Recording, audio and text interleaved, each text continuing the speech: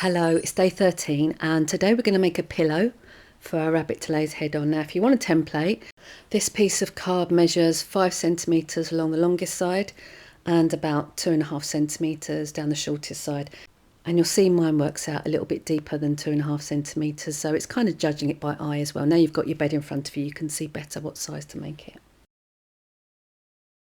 So we're going to make another rectangle. So we're going to lay down some white wool, tap it down a bit and then lay on this second layer like I have here. Don't forget to keep lifting it so it doesn't stick on the mat. Pop your template over the top. Now you're going to see mine actually, I make mine a bit bigger than this template. I decided I want mine a little bit fatter. But if you're using a template, just keep popping it on top. And I'm folding over one edge. Seeing where I want the other edge to come, just folding that up. And then folding the sides in. You know how to do this by now. So we're going to make ourselves a little white rectangle, which is going to be the pillow. So it's probably be more useful to keep measuring it onto your bed rather than with a bit of card, but whichever way works best for you. So now I'm just going to go around the edges and all over just to neaten it up a little bit. Pop another layer on top and needle felt that on. So that's 3 layers so far of the white wool.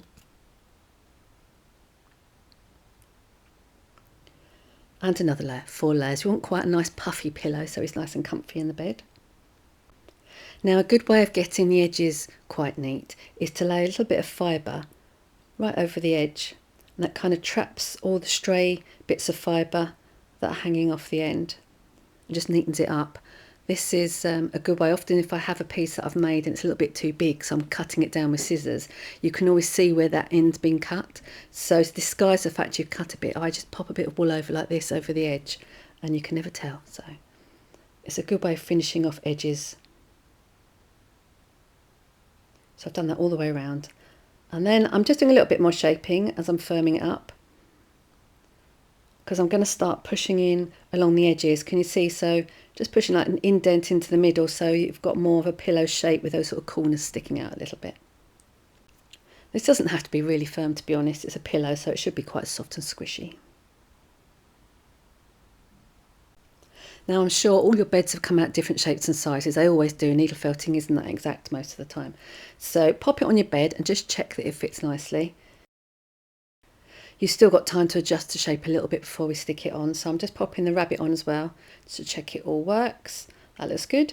So I'm now going to just fix it in place. And I don't felt it on too firmly. It is just sort of tacked in a few places just to keep it from moving around. So you can see I'm just putting it at a bit of an angle. So it comes about halfway down the bed and I want it to come up so it sits up against that headboard. It just brings the rabbit's head up a little bit.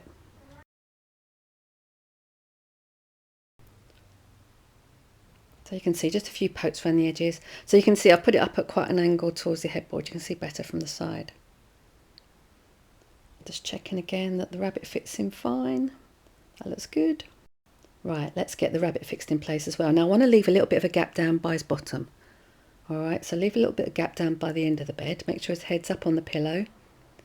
And then same as the pillow, you're just going around the edge just to catch a few fibres, just to keep him in place. You don't have to felt it down too firmly.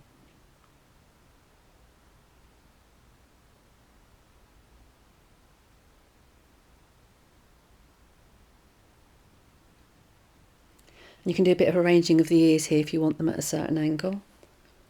But there we go. Our little bunny rabbit has got his bed, he's got his pillow. So that's day 13 complete, and I'll see you tomorrow.